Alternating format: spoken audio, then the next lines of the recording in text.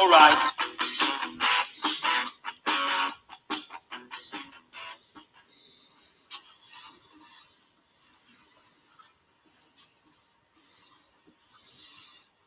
Please be seated.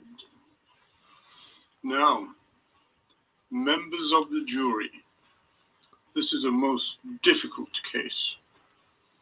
It's been alleged that Ronald Farquhar, Fatang, Biscuit Barrel, Screaming Lord such Lee, has been known to have a good sense of humor and not be afraid to use it. Only you, ladies and gentlemen, will be the judge of the veracity of these claims. So, dock officer, call the accused.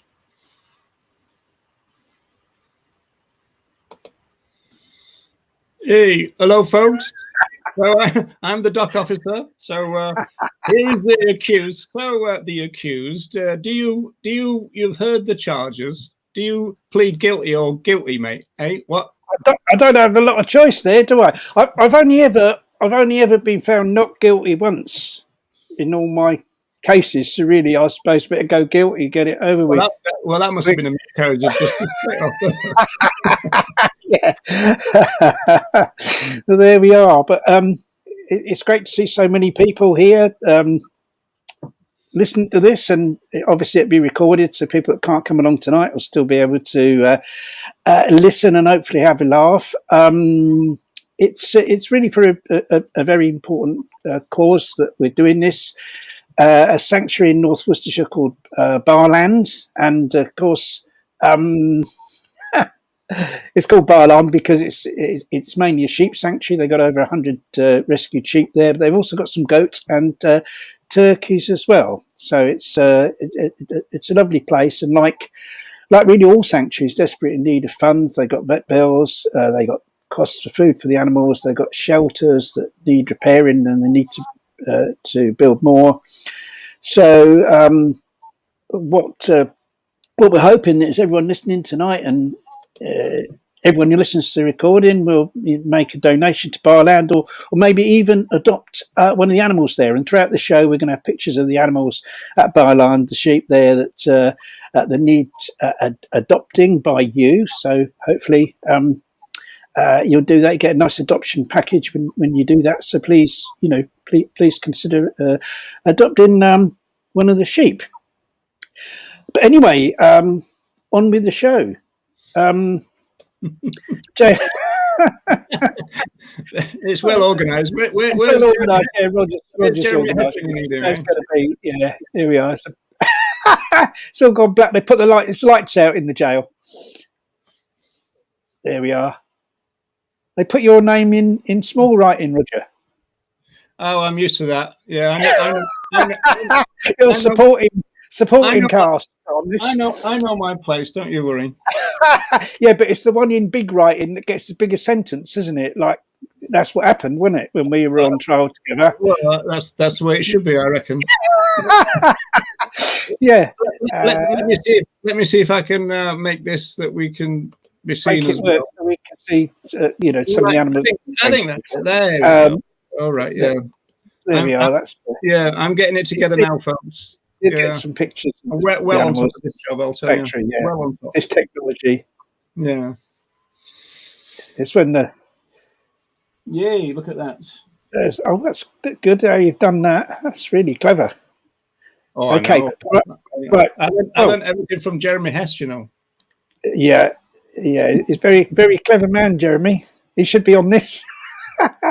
There we are, Baah-Land Sheep Therapy and Sanctuary, because they a lot of the sheep there are kind of in need of treatment. And also another good thing about it is people can actually go and stay there and stay for a weekend. It's like have a little holiday there and kind of be with the sheep and help look after the sheep and that. So it's a lovely, a lovely idea. And also what we're doing, because it's a sanctuary that's very near to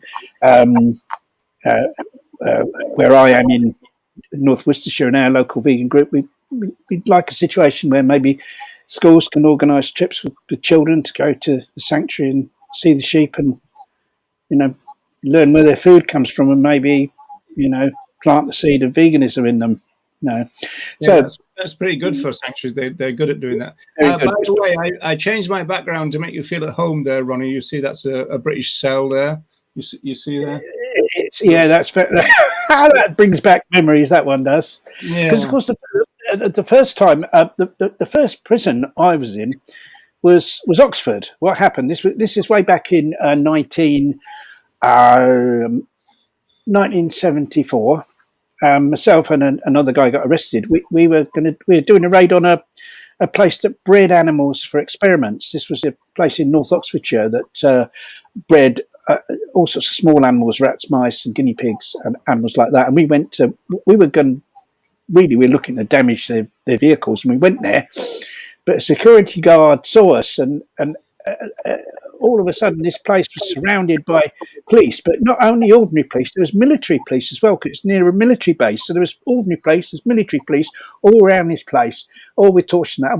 We hid under this building, because these buildings were off the ground, on these kind of little legs kind of thing. They were like sort of porter cabin places, and we hid underneath one of them, but eventually we got caught and dragged off, and I ended up in Oxford prison on remand for 10 days. I don't know about anybody else, Ronnie, but I'm kind of totally hilarious. You haven't said anything funny yet. Come on. No, but that's coming. This is just a ground thing.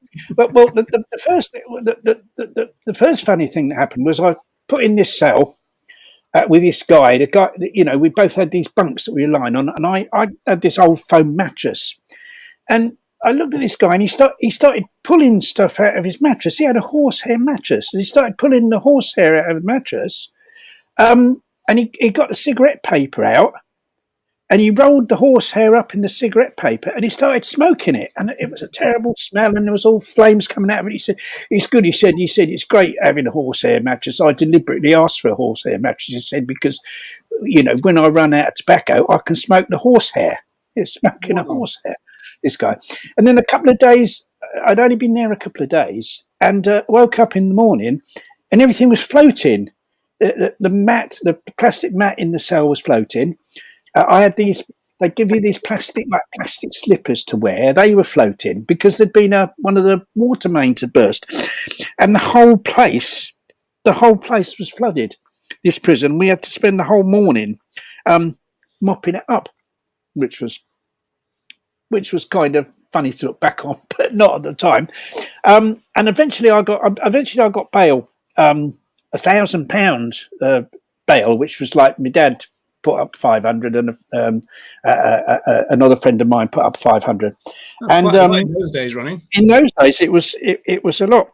Now, kind of what happened was, and I mean, this is kind of while I was on bail, because some kind of hilarious incident happened when I was on bail, because prior to being arrested, I'd worked at a solicitor's office. I've been working at a solicitor's office. See, I was training to be a solicitor. I decided I'll go the other side of the law. So anyway, I lost that job. I had to leave that job, and so I thought, what job can I do while I'm on bail? So I applied for a job as a road sweeper. I got a job as a road sweeper. This was in Luton, and I was doing this job as a road sweeper, and basically, I lived in an outlying village, and I had to get the bus into work every day. Every day I was a few minutes late for clocking on. See, so I would clock on about 2 or 3 minutes late, but they docked me a quarter of an hour's pay. You see, and I complained. I said, "Well, can I work an extra 3 minutes in the evening, and you give me the full pay?" And this guy there, like one of the sort of management guys, "Oh no, we can't do that. You lose 15 minutes." So I thought, right, well, I'm not having that. So what I did was I used to on my tea breaks, I used to take longer. I used to say, right, I'm having a longer tea break to make up for the time they weren't paying me. Oh, you're a real rebel, you are, Ronnie. But what happened was this guy who's like he's like some kind of superintendent there. He used to drive round checking on, the road sweepers, and he kind of I went back into the depot, and he said, "I want you to come into the office." I went in the office, his office. He said, "When I was checking, I noticed your barrow was unattended for longer than the allowed time for the tea break. What's the meaning of this? Your barrow was unattended." So I said, "Yeah, it was unattended." I said, "I was having a tea break, you know." And I said, I did have extra time on the tea break. I said, "Because you're not paying me. I'm working this extra 10 minutes. You're not paying me, so I'm going to have it on my tea break." He said, "Oh, we can't have that. You'll be sent a letter of warning." I said, "Well, you do what you want, you know." Anyway, I got this warning letter about this. I just ignored it. I just carry on. I thought, well, sod them. I'll just carry on having the extra time. And anyway, what happened? I come back to the depot. He called me in the office again. He said, "I've had enough of this." He said, you're carrying on doing this despite the letter and that. You know, I'm taking you up to see the cleansing manager. So we went up to see this cleansing manager in this big office, this bloke all in a suit and everything. And he said, "Right, you know, I've had this report. You've been left your barrow unattended on a number of occasions. You've ignored the warning letter. I've got no alternative but to dismiss you. You'd be dismissed. You need to collect your cards." And he said, "Right, you know, off you go then." I said, "No, I'm not going anywhere." He said, "What do you mean?" I said, "No." I said, "I'm going to stay sitting in your office till you give me my job back." And he said, "No, this is outrageous. You've got to leave." I said, No, I'm sitting here. I sit in the office. You give me. I'm not leaving. Give me the job back." And he said, he was. I was hoping he'd have a heart attack because he started going red and he was like really enraged. He said, "Oh, this is outrageous. I've never known anything like this." You know. I said, "No, I'm sitting here." And anyway, so I'll call the police. I'll call the police. I said, "You call the police." So he was calling the police. They obviously didn't want to come, and he was trying to get the police. He said, "This man, he could do anything. I think he's dangerous," and he was doing everything to get the police to come. And then he put the phone down. He said, "The police are on their way." I said, "All right, well, we'll wait till they come." And all the time I was saying to him, I say, "You know, it's disgraceful. You know, us road sweepers, we do all the work. And you're sat here in your office and you know, I've been given the sack for having an extra cup of tea, and yet you're in the office drinking tea all day." I said, "You should get out there and sweep the streets." I said, "The workers should be in control of this, and you should be out sweeping the streets." You know, I was like, really abused him. Anyway, the police came. These two police came in the office, and one of them said, "Oh, we hear there's a man in here causing trouble." And I said to him, I said, "There certainly is, officer." I said, "This man over here, this man." And I indicated to the cleansing manager, you see. And he said, no, it's not me, it's this man, and point to me. And the police were looking at me and looking at him. They're trying to work out which one was causing trouble. But I think they thought, well, there's a bloke here in a suit, and there's another bloke in all these scruffy road sweeper clothes. So it's probably the scruffy bloke that's causing trouble. So anyway, they said to me, "Right, you've got to leave the office, otherwise you'd be arrested." So I left the office. And I tried to get all the road sweepers on strike. I had some friends that had a left-wing bookshop, and they had one of these printers, you know, like a kind of Roneo printer thing like they had in those days. I got all these leaflets done, you know, victimisation of road sweep. I was giving them out to all the workers there, you know, and someone came up to me and he said, "Are you one of these Marxist Leninists?" You know. But unfortunately, I couldn't get them out on strike. You know, I couldn't rouse them to take action. So I ended up having to leave the job. But it was. I got in the local paper as well. Made sure it was in the paper and everything. Give them a bad name. So anyway, eventually, I had me trial and ended up going to jail. I ended up at a place down at Portland on the south coast called the Burn. It's like a semi-open prison, and they kind of did give me a vegan diet because I'd previously gone on hunger strike to get a vegan diet, and I kind of won that battle. I got given a vegan diet, but it was largely a large amount of this consisted of beans. And breakfast would be beans on toast every day. My breakfast beans on toast. just on dry toast because Where's this going? Is this going to be blazing blazing something? And I used to eat about 9 pieces of bread with these beans because I'd eat the beans off the dry bread with another bit of bread, and then the soggy bread that you got left, I'd make sandwiches with that. So I'd have all this like beans and bread. That'd be my breakfast, and that was like the the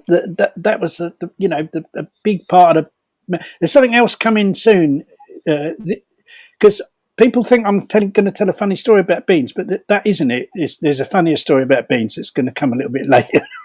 A little bit later than that, and as you can see, some more than one bean story. Have you? Not more than one. That's only the minor bean stories. Right, okay. Bigger ones to come. But you can see in the picture this. The sheep. This is they got the hay there. That's a view of just some of the sheep at the sanctuary. So there's over 100 there, and a lot of them are up for sponsorship. On the website, you can see going across on the bottom. You go on there.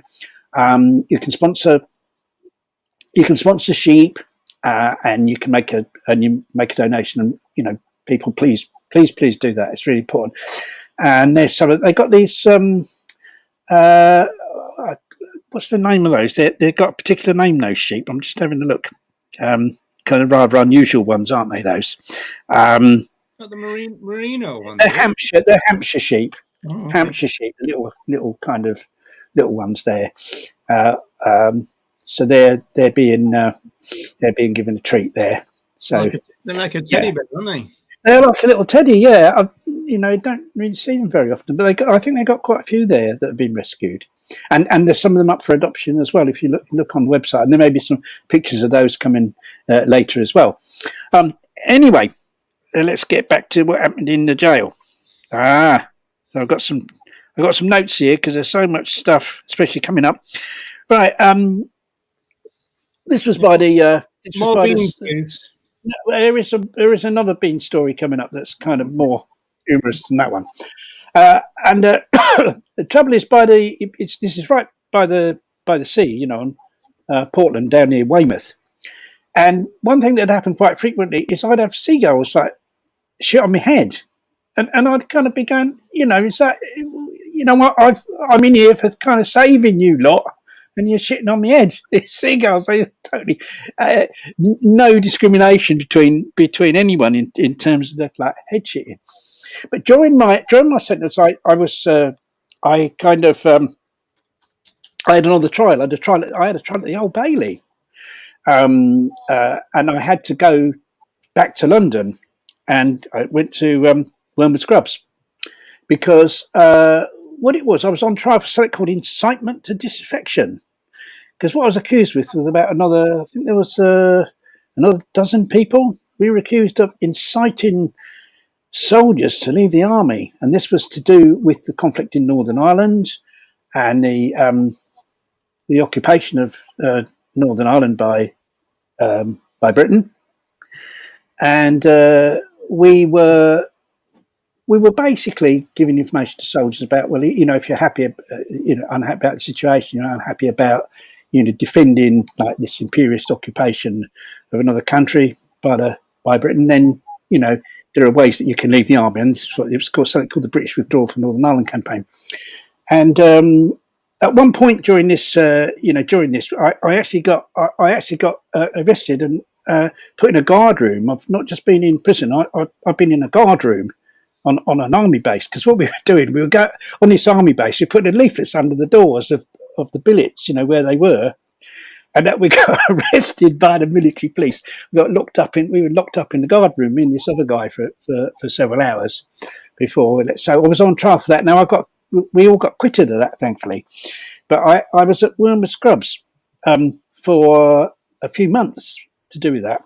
And one of the really funniest things about being at Wormwood Scrubs was it's on the prison is across the road from a park that's called Wormwood Scrubs, and that's where it gets its name from, or got it now. I don't know whether it's still open now. And there's a road between the park and the prison, and people would walk along the footpath. And there was a guy whose cell overlooked this road, And like every evening, he'd shout out the cell window. He'd shout out to people along the road, "Help! I'm being held prisoner." Every night, "Help! I'm being held prisoner." Out the window. So there was someone else in there who had a sense of humour as well. And then another thing that happened when I was in jail, there's a friend of mine in protest about me being in prison. He set fire to a pork pie factory. This guy set fire to a pork pie factory. See, and he phoned up the paper, says, I've done. He didn't say who he was. Obviously, he said, "I've done this protest about Ronnie and being in prison." Set fire to the pork pie factory. And then what they did, that they obviously were determined to catch this guy. So when you're in prison, if someone writes to you, or if you write to someone, they know all the names and addresses of people you correspond with. So they had all these names and addresses of people that I was writing to. But thankfully, this guy, he never wrote to me, so they didn't have his address. But they went round everyone else. And there was a friend of mine in North London who had a squirrel. She had a rescued squirrel, and this squirrel lived in her flat. And what happened was she caught some youths basically kicking this little squirrel when the squirrel was small, and she chased them away and rescued the squirrel. Took the squirrel to the vet. Squirrels are always small, aren't they? Well, this was like a baby one, like when it was like really little. So went to the vet, and what had happened is where they the squirrel had been injured, something had happened to her jaw, the squirrel, and basically it's like the same with rabbits. Their teeth have to grind against each other to keep their teeth short, and if their teeth aren't aligned, they can grow up into the skull. You see, and so it's like some people have rabbits; they have to take them to the vet and have the teeth clipped. Well, so this squirrel couldn't go back to the wild because she'd have died. Her teeth would have grown up, into a skull. So my friend kept her, and she had this kind of big aviary built on like a window, because she was on this like about a 4th floor flat. Big aviary outside the window where the squirrel used to live. But the squirrel also used to love to go on top of her pantry and sit on top of the pantry. But the thing was, the squirrel was really quite dangerous, because if she took a dislike to anyone, Mitch, her name was the squirrel, Mitch took a dislike to anyone, she'd come flying down off the pantry and she'd attack the person, she'd bite them, and thankfully she liked me, she never attacked me. And anyway, my friend Linda, who she'd been writing to me in prison, and so of course the police went round to see her. They burst into her flat, and there was like a chief superintendent with them. This chief, they burst into her flat. So, all right, we've come to question you about this pork factory. This squirrel saw the chief superintendent. She come flying down off the top of the pantry thing, and bit right through his thumb. And he had to go to hospital. We had to go to hospital and have stitches and everything. So it's just hilarious. And they never did catch this guy for the pork pie factory, which was good. And the kind of I remember another funny incident at because after my trial at the Old Bailey, I went back to this prison, the Verne.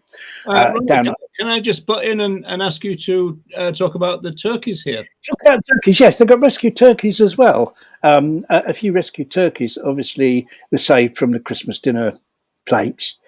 And there they are, just in the barn there, enjoying their life of freedom. And they've got goats as well. I don't know whether you showed the goats. They've got a few goats. I mean, it's mainly sheep, but they have got other animals there as well. Which is good. I think might be coming later. I'm not sure though. I think though. Yeah, the goats. They got a few goats as well there. And anyway, what happened was when we heard we were being, because myself and the other guy, we kind of got parole, which is like early release if you've been of good behaviour and everything. It was our first prison sentence, so we got this early release, and we were kind of queued up outside the prison governor's office to to go and see the governor and to be given the documents and everything. And there was all these other people queued up to see the governor, and most of them were queuing up because they'd broken some prison rules and they're there to be disciplined, like given a fine or extra time in prison or something. It's this queue. And you were supposed to wear a tie. They gave us we had these ties that normally you didn't wear, but when you saw the governor, you had to wear the tie, you see. So anyway, everyone's there with their tie. There's one bloke, he's got the tie round his head like Geronimo. He's in the queue. And he said to him, what are you doing? He said, well, I'm wearing a tie. He says, it says to wear a tie, but it doesn't say where you have to wear the tie. He said, so I've got it around my head. And the funny thing was, he went in to see the governor, and all of a sudden there was all this shouting, and it all went up like the governor was outraged. And we were like outside, we were falling about. And I think they gave this guy extra time in prison, but he didn't care. He thought it was worth it for what he'd done. But anyway, I got released from that prison sentence, and then there was others to come. But I think it would be kind of quite funny to talk about the lead up to that. I mean, how did I end up in prison?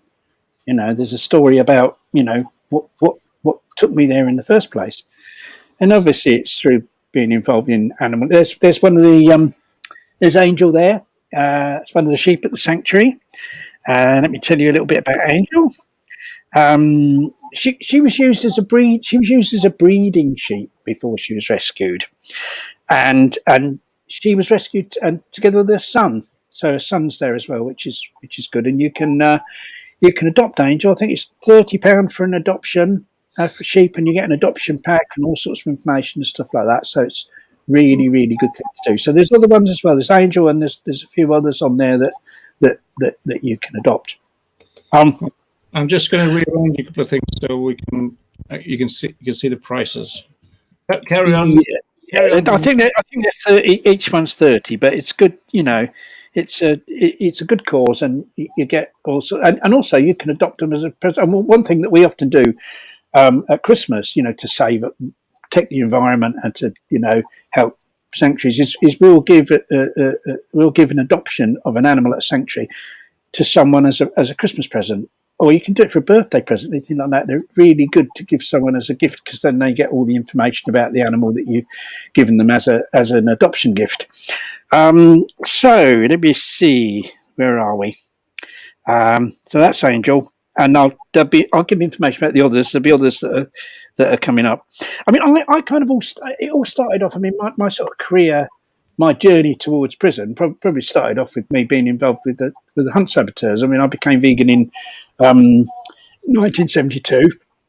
Very quickly became involved in the hunt saboteurs, and I lived in Luton. My nearest group in the hunt sabs was in Northampton, so I used to travel up to Northampton and be involved in this group. And there was this guy that ran the group. There was like a very militaristic type guy. He used to kind of dress up in a kind of uniform and all that. I mean, it was really off-putting for me. I hated anything like that, but he kind of thought, was like that. And it turned out he was a witch. This guy was a witch. I went to his house, and he had this room, and it was really cold in there, and there was a pentacle on the floor and all that. And I said, what's all this? He said, oh, I'm a witch. He said, but I'm a good witch. I'm a white witch, not a black witch, I'm a good witch.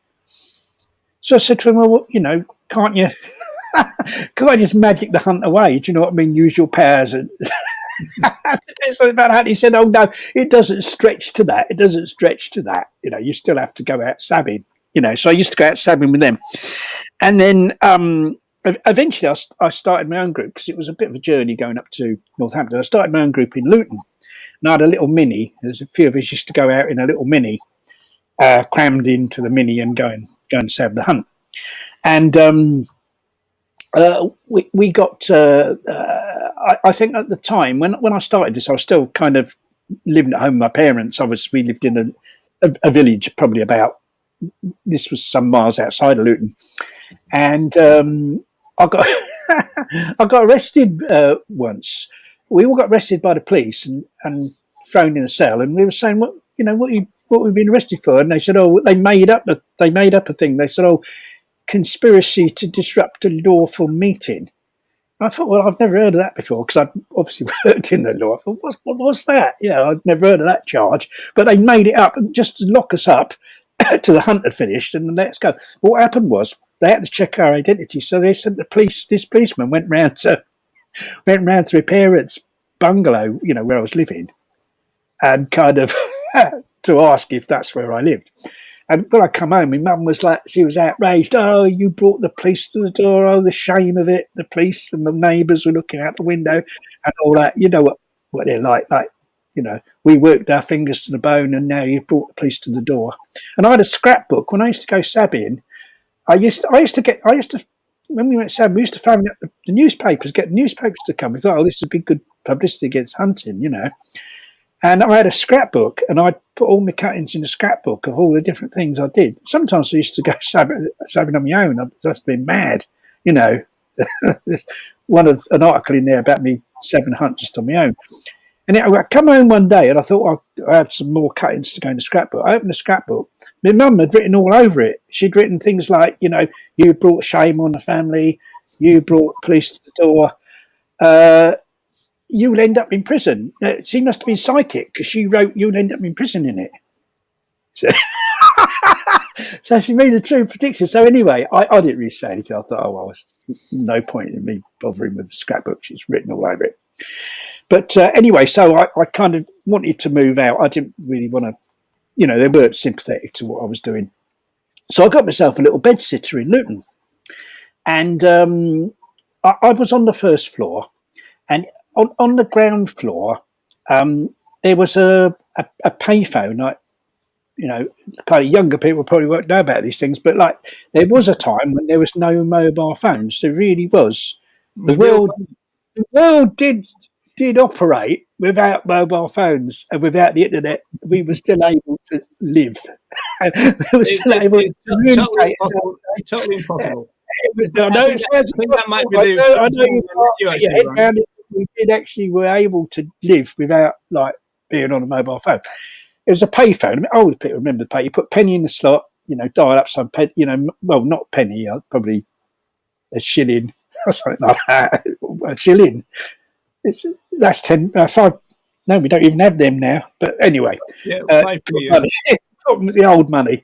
You put that in, and I'd ring up, all the like the local SAB saying, "Oh, you're coming out on Saturday, and what time am I going to come and pick you up in my Mini and all that?" And I'm on this phone. There's a flat just across from where the phone is, and I noticed on the door there's a name on the door, and it was Slim, you see. And I saw this guy coming in and out this flat, and he was slim. He was a tall, slim bloke, and I'd say, "Oh, hello, Slim." He'd go, "Hello," I said I was Ronnie and all that. "Hello, Ronnie," and Anyway, one day I went down to come on the phone, and I looked across at the door, and the name on the door, it wasn't Slim anymore. It was Shirley on the door. And I thought, oh blimey, Slim's. Oh, that's a shame. Slim must have moved out, and obviously there's a woman there now called Shirley. See, so I just didn't take any notice. It was a few nights later. I was in the flat, and knock on the door. I opened the door. And there's Slim dressed as a woman, and he's got like all class and makeup and everything. He's got his dress on, and he said, "Oh, hello, Ronnie." He said, "I'm going around telling everyone that I've changed my name to Shirley, and like I've become a woman. I'm a woman, And I said, "Oh, fine, Shirley. That's no problem at all." He said, "Oh, yes." He says, "I'm going to have a sex change operation." I said, "All right." I said, "Can you can you get those? And he said, "Oh no," he said, "in this country it's really, really difficult." He says, "I'm going to Morocco." He said, "It's quite cheap over there. I go to Morocco." And I said, "Are you sure? Are you sure about that?" I said, "You sure you won't walk in there? There'd be like a meat cleaver and a pair of pliers." Do you know what I mean? It says a bit risky. But he said, "Oh no, I've made my mind up. That's what I'm going to do." And I said, "Fine, that's great, And she went back down to her bedsit. Anyway, a few days later, I'd come home from work, and I was thinking about what am I going to have to eat. And knock on the door, and it was Shirley. And she said, "Oh, Ronnie, you eat beans. You're a vegan, because I'd previously spoken to her about being a vegan. I was a vegan. She said, "You're a vegan. Do you eat beans?" I said, "Well, what beans are they?" Because, of course, like, not all beans in those days were vegan. They put milk powder in some and stuff. But she said, "Oh, Heinz." These are Heinz beans. So I said, "Right, oh, there's another sheep. Quickly, adopt Tommy, if you want to, or any of the others." Anyway, she said, "Oh, they're Heinz beans." She said, "What I've done is I've made too many of these beans. I've got, for me to eat." And so I was wondering, have you had your tea yet? I said, "Well, no. Would you like to come down and have some of these beans?" So I said, yeah, great. Oh, thank you very much. I thought it would save me making this. So I went down there. I'm sat there. She's given me the beans. I got black tea. There was black tea in that. People didn't have plant milk. So anyway, I'm eating these beans, drinking this black tea. She sat in front of me. She's got this little skirt on. Anyway, start pulling her skirt right up. She's got these pretty knickers on. It's all like thrust towards me. So you can see the bulge, the lady penis. Like all going, and just kind of, just in normal conversation, sort of how long you've been a vegan, and that's doing all this, and I couldn't. And I just said, oh no, I just remembered I've left the kettle on. It'll be boiling. And I ran out the flat, ran upstairs and shut myself in the flat. And I kind of thought to myself, well, hang on, was that really true? Was that like seduction tactic? Like thinking, well, he's a vegan. How do I seduce a vegan? Oh, beans. I use beans. I eat beans. So I'll seduce a vegan with beans. And I think that's probably going for. I mean, it could have used lentils, I suppose. There weren't a great deal we could eat in there. I mean, now it'd probably be avocado. I'd say, would you like some avocado? Come down, or a Beyond. I've cooked some Beyond burgers, and I've got some left. What year was that, Ronnie? That would have been in 70, maybe 73. No, 73. Yeah. It's interesting that you kind of met a trans woman in those days, but yes. Oh, yes. I had a similar thing in the 80s when I was taken back to Liverpool, for that thing, and I got contempt of court because I was a bit rude to the judge, but I was put in a cell with a trans woman as a kind of punishment. But it's absolutely brilliant. It was absolutely. Were beans involved in that as well, Roger, or not? No, there's no beans. No. No beans. Yeah. So like beans, juice vegan. You get. I'm all out of bean stories. I'm afraid, Ronnie. That's the other bean story. But yeah, we and the other funny thing about the hunt sab was that we used Antimate. The spray. It's a spray used on female dogs that are on heat. So so the male dog can't smell them. Bob Martin. We must have Bob Martin into a millionaire, I reckon. Yeah, we made his fortune, Bob Martin, and we'd spray it to cover the scent of the fox. You see. So anyway, we'd been out sabbing, and then for some reason, me and this other guy, we caught this bus in Luton. We caught a bus. I think it must have been easier to go on a bus into the town centre than drive. Whatever. We got on a bus going into the town centre. And there was a woman and her little boy behind us. He must have been 7 or 8 years old. Sat behind us, and we were sat there, and he was saying to his mum, he's going, "Mummy, that man in front's got dog bum stuff on him."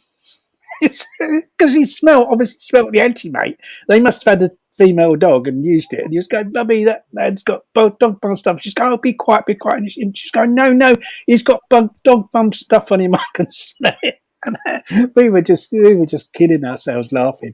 This little kid. And another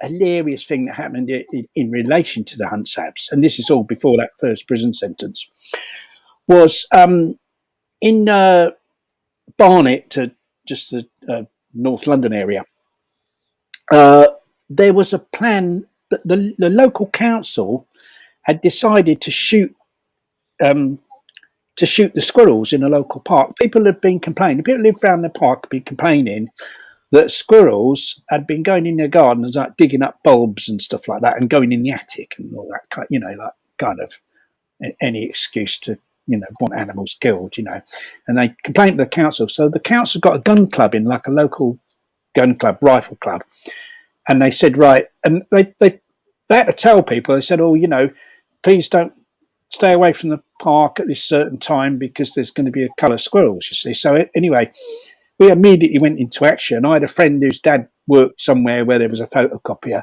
We got all these posters done, like murder of squirrels.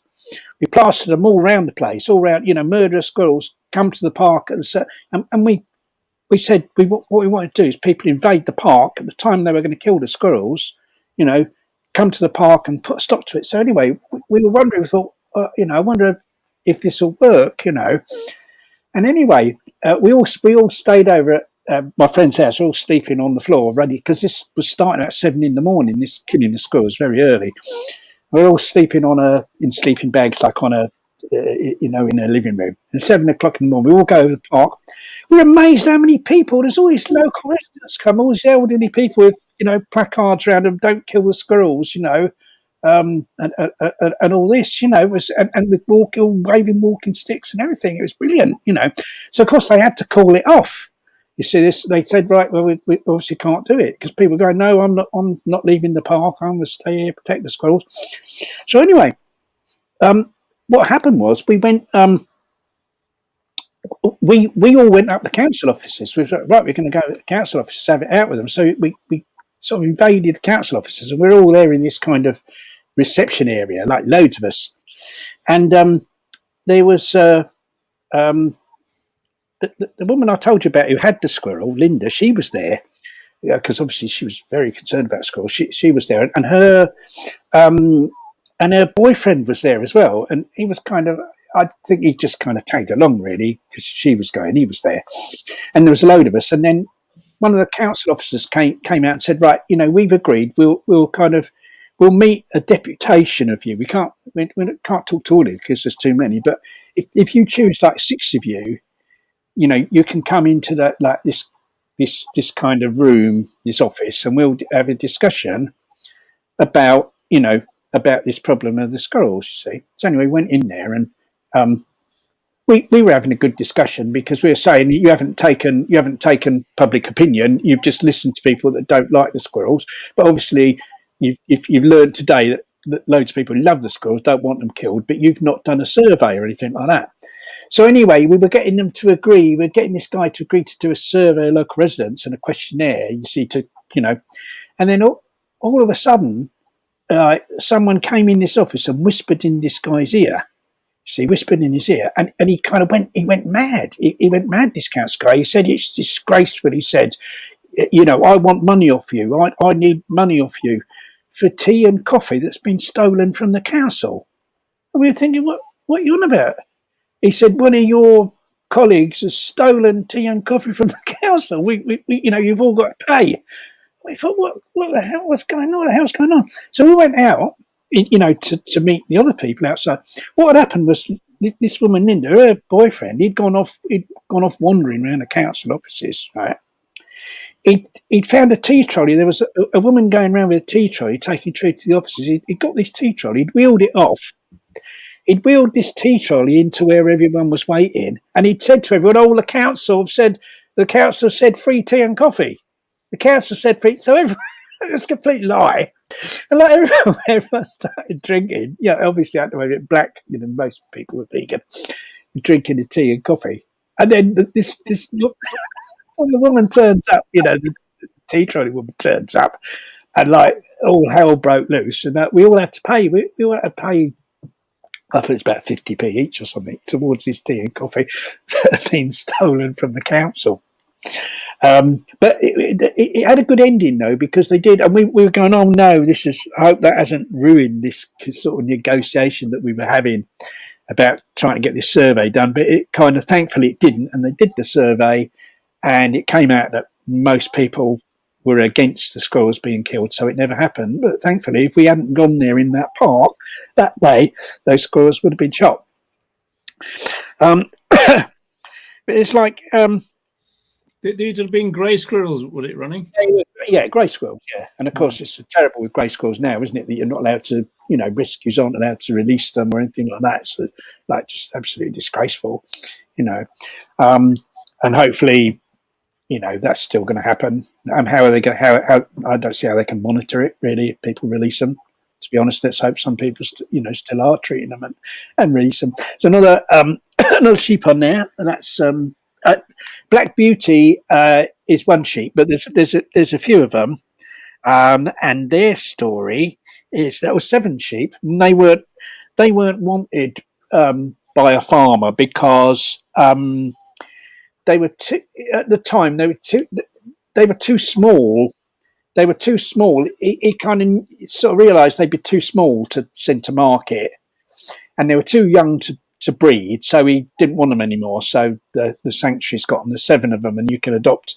You can adopt all of them. I think they're all black, like Beauty. And what's the score with the ear tags, Ronnie? Is that protective, or is that what the farmer did? It might be like an early photo when she first arrived at the rescue, perhaps. I think the sheep there, I think they do have some kind of marking, because obviously if someone was to take the sheep or anything like that, there needs to be some sort of identification. But I'm not sure that they have ear tags like that. That's probably what the farmer did. It's interesting. I'm not sure if that sanctuaries are allowed to take tags off certain other animals because of that. Maybe they're not. I don't really know the ins and outs of that one, but of course they're all happy there. They're rescued now and they're saved from. Thankfully, they were too small. Otherwise, they'd obviously no longer be alive now, and they probably would have been killed anyway, because farmers not going to look after sheep that and feed animals that they're not going to sell, are they? So thankfully, they've been rescued and they're able to live out their lives. So let me just see, where are we? where are we on the story? Yeah. Yeah, it was it was funny at the time, because there was a lot of people don't realise that in the 19 there's another one there, that's those are the Hampshire sheep, that's Flora and Florence, a couple of those that are rescued, people can adopt as well. In the 1970s and before the 1970s, the RSPCA was actually not, they weren't opposed to hunting.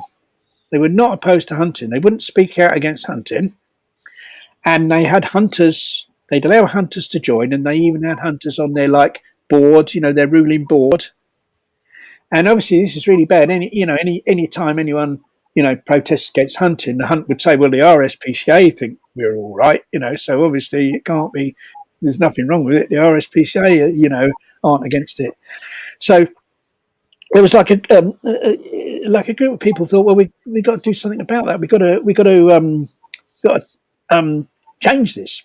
So there's a group set up called the RSPCA Reform Group, and the idea of that group was to get lots of radical people to join the RSPCA, like hunt sabs and anti-hunt people, and vote in people onto their executive who were against hunting. So the policy would change. So this went on for a number of years. Eventually it was successful, and the RSPCA changed their policy, and they are now, since then, they've been against hunting. But what we used to do, we'd obviously go to they'd have these annual general meetings every year in London, and we'd all go there, see. All hunt sabs would go to the meeting because there'd be hunting people there, trying to kind of, they were desperately fighting against this change that we were wanting to create. And you could always tell who the hunt sabs were, because we'd all have suits, we'd all be smartly dressed to go in there, but we'd all have plimsolls on. Because in those days, you couldn't get, now you can get vegan shoes that look just like, non-vegan shoes, don't they? In those days, you couldn't. So you could see, that person would be there like a suit, and then you look at their feet, they've got plimsolls on. And we'd go in it. With those green stripe things. Were you Yeah. were you there when the Queen got voted out and then reinstated during the lunch break? I don't know. I don't think I was at that one. Yeah, But that these meetings, they'd be fighting. It was fighting.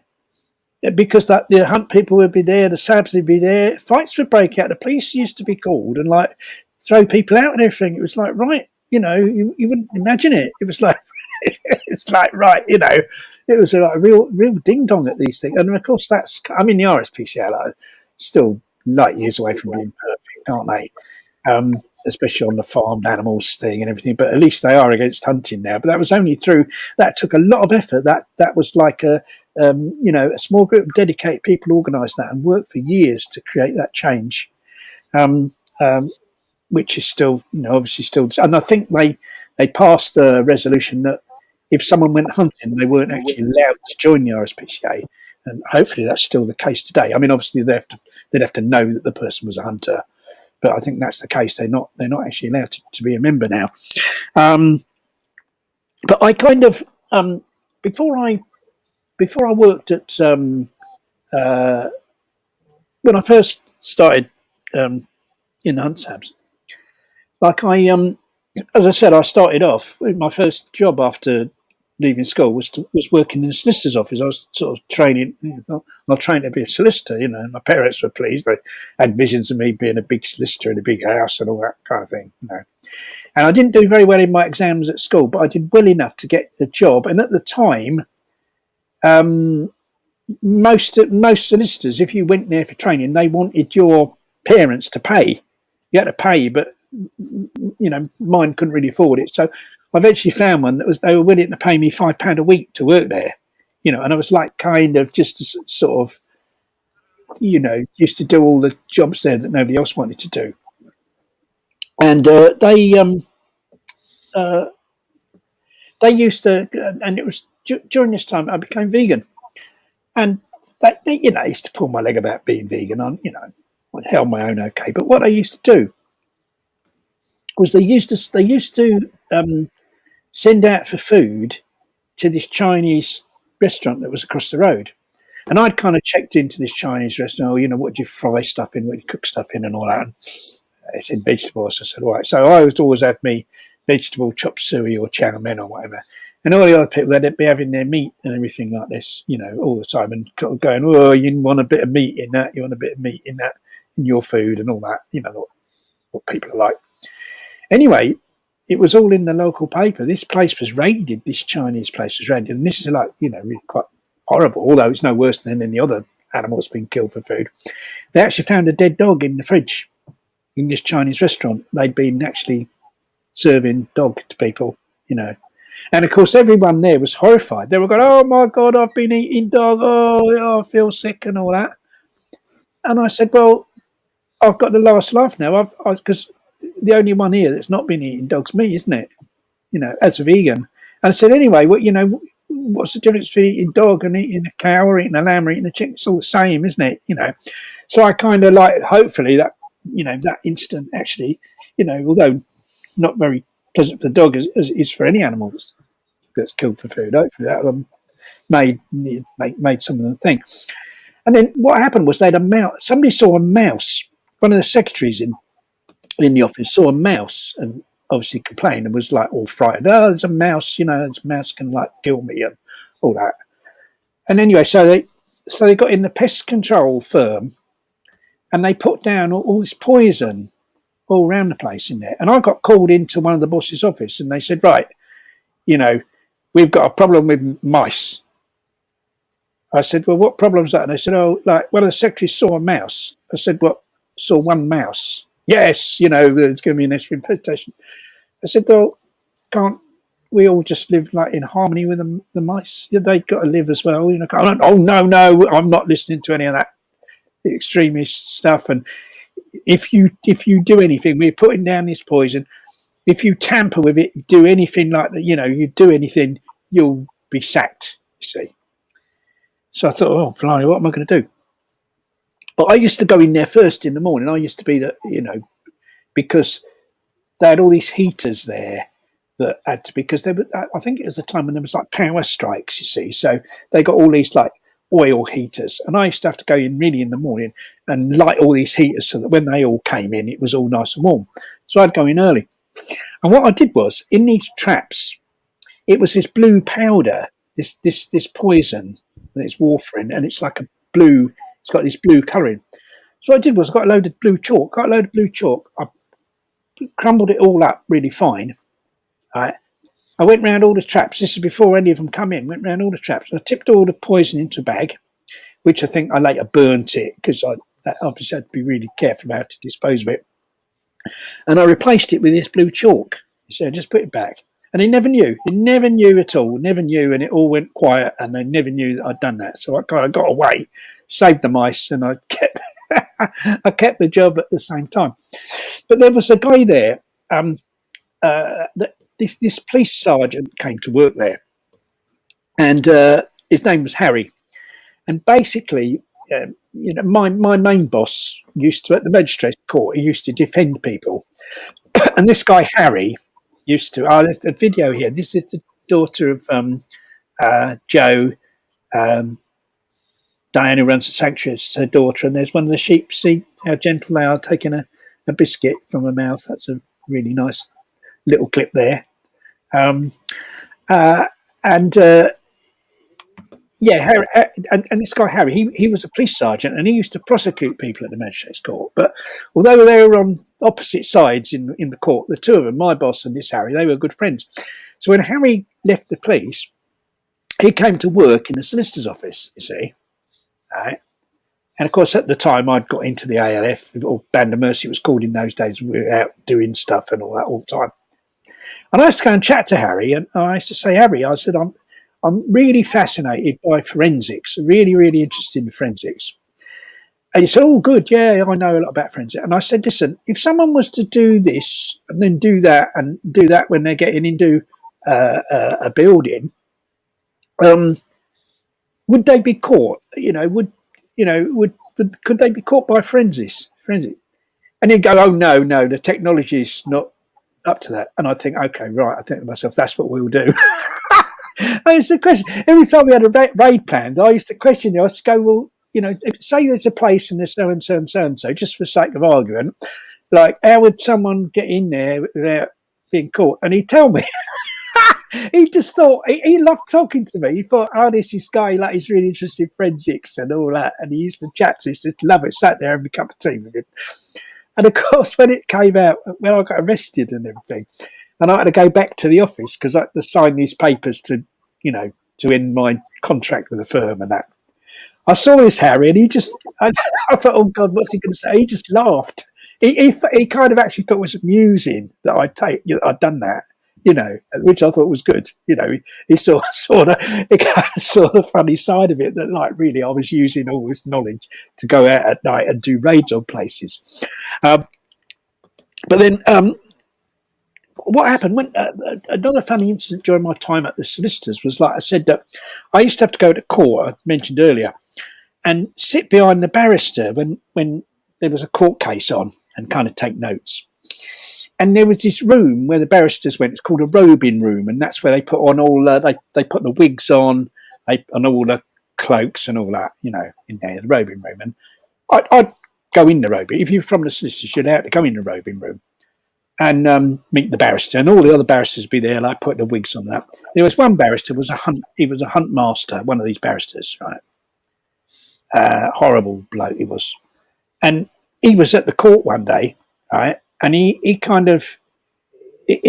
went in the robing room. He put all his stuff, and they have these boxes. They got these tin boxes that they put their wigs in, it's a kind of oval tin box with all the name engraved on everything. So anyway, what I did was, when there was a break, the case that I was sitting in on, when there was a break, I snuck into this robing room. I put a threatening letter. I wrote a threatening letter, you hunting bastard, we're going to have you, or something like that. I put a threatening note.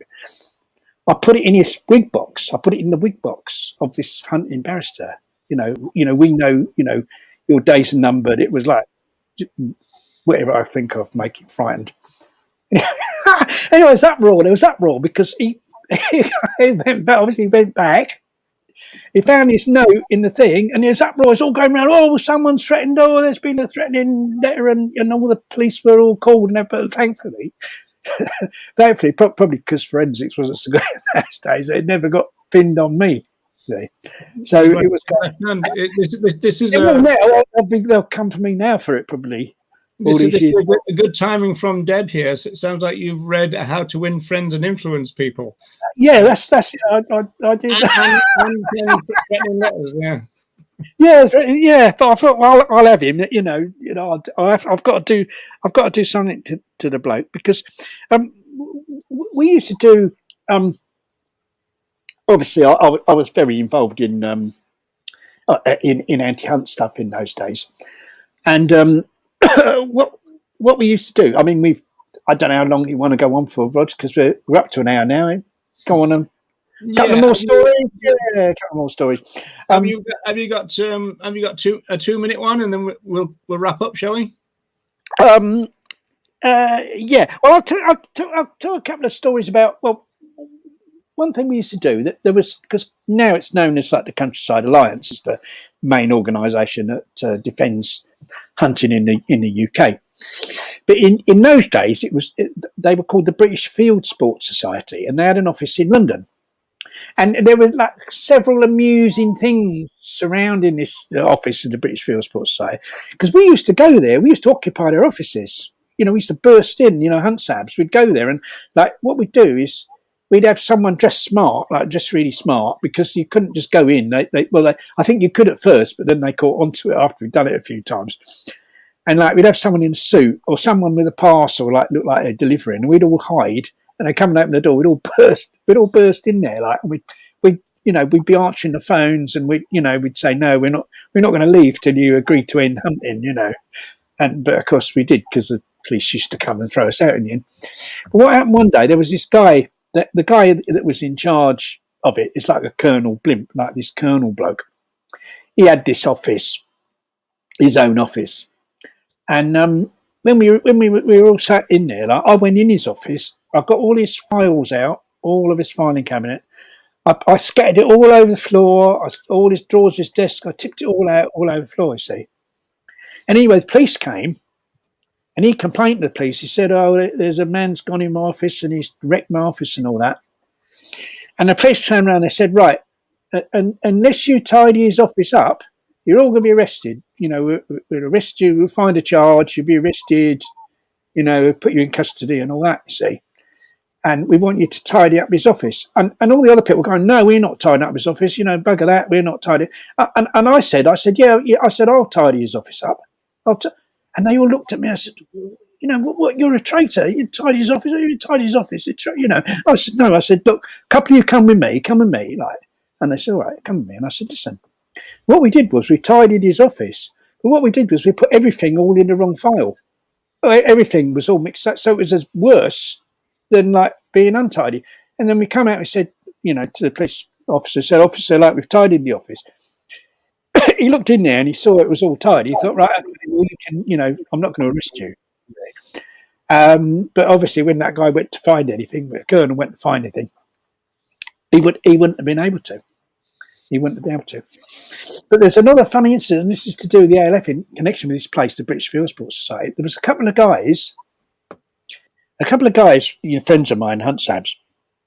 In fact, no, I think there's three of them. It was three. They went to break in there in the night. Went to break in, but there was someone in. It was in an office block, and someone was in one of the other offices and heard a noise and phoned the police. You see, so they looked out the window. They saw these police lights and thought, "Oh no, we better hide." So what they did was they went down. They went down into the grounds and they hid in the shed. They were all hid in the shed. You see. And I heard these voices outside, they could hear these voices, and then they heard some other voices, and then they heard, right, you're under arrest, get up against the wall, get up against the wall, get up against the wall, you're under arrest. You see, I thought, what's going on? And then they kind of heard this thing, we're police officers. No, you're not. Yes, we're police officers. No, you're not. Oh, sorry, sir.